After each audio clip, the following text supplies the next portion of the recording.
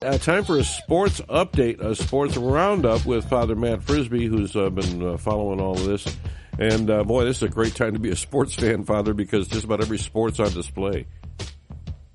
That's right. Good morning, Ron and Tim. Mm-hmm. And, well, it is a good time to be a sports fan. It's a bad time to be a Browns fan and a Buckeyes fan. And, we should talk about the game. Obviously, lots of people watched it.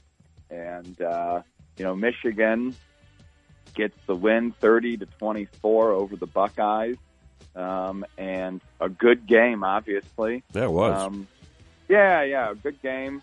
And, we could talk about what were the differences and everything. I mean, I think first and foremost, we could just look at turnovers, So Kyle McCord's first interception directly led to a Michigan touchdown.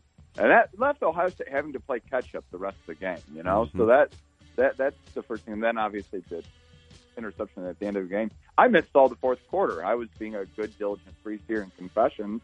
So I missed all of the fourth quarter, excuse me. And so we can look at turnovers, but, I think maybe one or two other things to point to the difference in this. The first is when Michigan's right guard, Zach Zinter, went down with that leg injury in the third quarter, Ohio State, in a certain sense, had really quieted the Michigan fans and had a certain level of momentum. And Michigan came out with a great level of intensity after that. And it was clear Ohio State was unable or did not match Michigan's intensity level from there on out. That's a big thing. I would say the word purpose. Yeah, that's good. Yeah, I agree with that. And I think the other thing that we could just look at is, obviously, Michigan's faced a little adversity this season. And in the midst of adversity in the game, they were able to really combat that, and they were resilient. And that's the word they've used a lot, the sense of resiliency.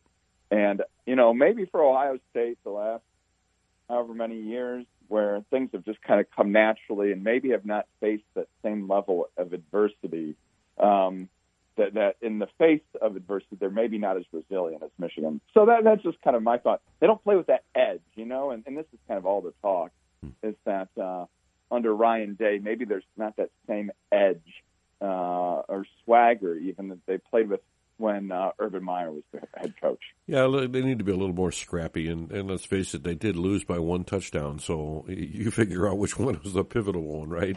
That's right. Now, I think the last thing that should be said is some people basically now, Michigan supporters, want to basically say that this victory invalidates all of the cheating scandal, the sign-stealing scandal and all of that.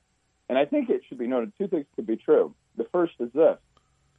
Michigan was the better team this year. There's no denying. And they have a very good roster. No one denies that. And they won this game fairly, all of that. I think that's a true statement.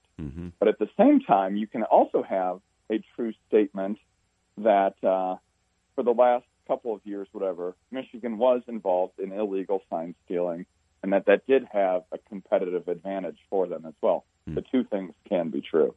Yeah, that's absolutely true. And, of course, all eyes on Canton for the high school football state championships as Central Catholic hopefully comes home with a state victory. And, of course, the other local team, Liberty Center, taking on a team at, the Central plays on Friday and Liberty Center plays on Saturday. So maybe we can come home with a couple of state titles, huh? That sure would be great. Yeah, Central plays at 3 o'clock on Friday against Bishop Watterson High School out of Columbus. And, Central won by a wide margin against Chardon on Friday, 35-7. I did not expect that. Of course, I can only go by what I read on the Internet. I haven't seen Chardon play. But, Central really took it away pretty easily there. So we'll see if they can. And Liberty Center, who's been very good this year as well. So we'll see. And poor Patrick Henry, they had to play Marion local in the state semifinals. And I think Dave last week said the score was going to be 42-0, and the score was 42-0. Yeah, I don't know how he did that, but it kind of freaked me out. Wow. Yeah.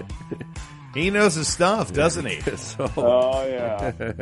We'll pray for the Browns. They need to get healthy. You got it. Thank you, Father. God bless.